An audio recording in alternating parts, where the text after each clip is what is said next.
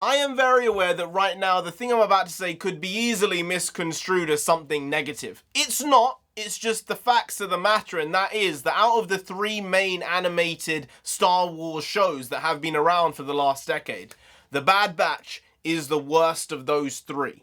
That's not to say that it's bad. That's not saying it's bad. That's just saying that the Clone Wars and Star Wars Rebels were just better. I'll add this as well. Obviously, there is another Star Wars animated show that's in the mainstream continuity called Resistance or Star Wars Resistance. No, I'm not having that. I never watched it. Apparently, it was pretty trash. So as far as I'm concerned, especially because it's to do with the sequel trilogy, it doesn't exist. It's not the Star Wars I want to be watching, but if other people find entertainment, amusement, happiness in it, then my guys, go for it. Get on the gravy train. Do what you need to do. But that is not for me. Hey, NarendraTheComic here. Right now, we're just going to be having a little review of The Bad Batch Season 1. And I'm saying Season 1 because apparently from the stuff I've read, there's going to be a Season 2 of this show. And as far as I'm concerned, all right, I'm having it. I want to see it because this might be the last real foray into the prequels that we ever get. And if that's the case, then I think it's been a solid entry. I think there were a lot of things that could have been done better.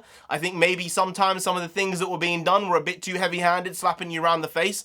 But I will say the characters were loved characters from Season 7 of the Clone Wars, and I think they built on all of their character points really, really well. I think Crosshair was the way he was, and I think there's this idea that people change, and it's a real thing. People can change, but generally they don't. And I think that's something they really hit on in this show, this idea that everyone has inherent traits to them, whether they're good, whether they're bad, and maybe you can change them, but normally, as I said, you can't. Story-wise, I do feel it was a bit see-through at times. Now, you can't have everything in life. The story is not going to be gangbusters all the time, but I think for Star Wars and the way it's been, it was pretty well written. There was a lot of retconning though, and that's something I don't like in any franchise, but they did do it here. I had this hope that maybe, deep down, there was this chance Filoni could just wipe the sequel trilogy away, and it doesn't exist anymore. But then you have to think with Disney, it's like, billions and billions of dollars has gone into that franchise, especially the sequels compared to the prequels and the original trilogy. And, you know, they can't just be chucking away that money. But the retconning done in this show, specifically the last episode, and it took me all the way to the last episode to finally figure out what was going on here with Nala Se going to the Empire. You know what's going to be happening there? She's basically going to be creating a Palpers clone. She's going to be the one who creates the reason why we have Snoke creating clone Palpatine, all that type of stuff. And it's something which I didn't like when it came to the films. And I think the fact that they're explaining it here, maybe it's a good thing because it gives a reason. I think Filoni's doing as good a job as he can with it. But at the same time, I kind of don't want to address what happened in the future of this universe because it seems like it's just gone to pot. I think Star Wars needs to go in the opposite direction now. Forget the prequels. You need to go much, much further back. You need to go Old Republic, baby. This is what's been said for decades. We need the Old Republic. The Old Republic is the thing they potentially should have done before they did the sequel trilogy because people have been wanting that story. And they said, no, we're not going to do it. Well, now I'm telling you. People want it, and it might be the only way you're going to get fans like me back in cinemas to watch a Star Wars film, because I'll tell you, I'm probably not going to be doing that for a very long time. Fool me once, shame on you. Fool me twice, shame on me. I suppose you could say fool me 3 times. I'm a bit of an idiot.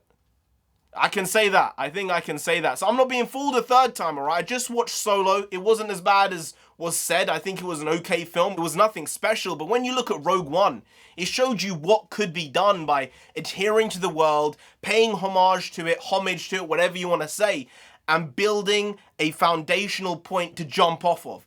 And when that film came out, especially after what happened with The Force Awakens and how it was very cookie cutter, there wasn't much new there, it felt very generic, but it was fine, it was okay. That made Rogue One look even better than maybe it was because The Force Awakens was so bland and boring in some ways. But then you got to The Last Jedi and it was far from boring.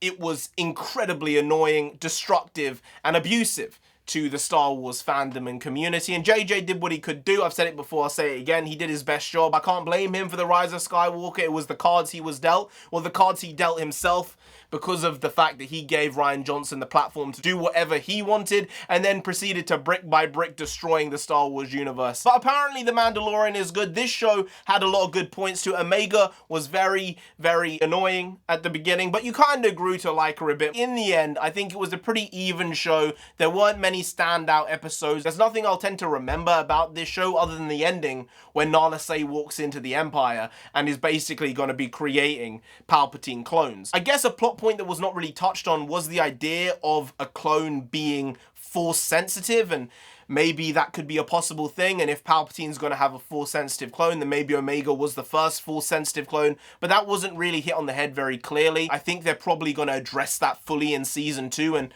who knows, maybe we'll have Omega flinging a lightsaber. I don't expect it. I don't want it.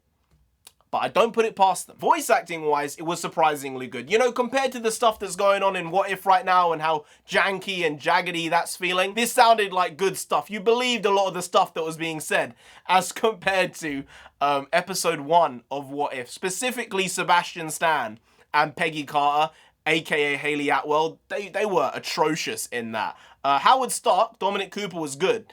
They were not good at all. As well as that, the animation style was also a lot better than What If. I think it was more consistent. It felt like it was a continuation of the Clone Wars, and it hadn't got to the Rebel stage of animation. Yeah, I do feel that in season 2, someone has to die though, because I was feeling it throughout the whole of this season. Who's dying? Turns out no one died. I think it would have hit a lot harder had someone. It doesn't have to be Hunter, it doesn't have to be Wrecker, it doesn't have to be Tech, it doesn't have to be Echo, maybe it doesn't even have to be Crosshair. It could have just been someone helping them through the series, and that would have just raised the stakes a little bit more. Because while the last few episodes were crazy visually, they were a bit bland, because they were just dark, a bit empty visually in some ways. I do feel that that potential loss was missing from the finale, and I think it really would have added to it a lot. But I have to give it to Dave Filoni once more. The guy knows Star Wars. He knows how to build out the world. He knows how to create characters that you actually like, unlike the sequel trilogy, which we will leave and hopefully never go back to again. But with the way it's going, there's a chance we might get a Rey TV show, and who in their right mind wants that? I'm not sure. But with the stuff that happened in Rebels, Dave Filoni, you genius, I'll say it once more. The world between worlds, you never know. It might just happen. Anyway, guys, if you did enjoy this video, please like, share, comment, and subscribe to the channel down there. If you didn't, Hunter himself gonna come after you. You don't want that. No, you really don't. So just subscribe anyway to avoid that. I've been NarendraTheComic. You've been Graham. We'll see you next time. That's tomorrow. If you don't know, make a video every single day. Been doing it every day for over 1,000 days now. We ain't stopping till we get to 10,000 subscribers. So do subscribe. Pop back again tomorrow for some more quality shitty content. Because we're hashtag never not here. Just how it goes. Also bring the Pagwas. Pagwas means nonsense in Punjabi. And we also bring that. Bring a lot. Bring a little, do a lot, do a little, but we do indeed bring the quality shitty content on a daily basis. So see you tomorrow. More of the same, slightly different, but essentially the very same. Once more, see you then. Skadoosh.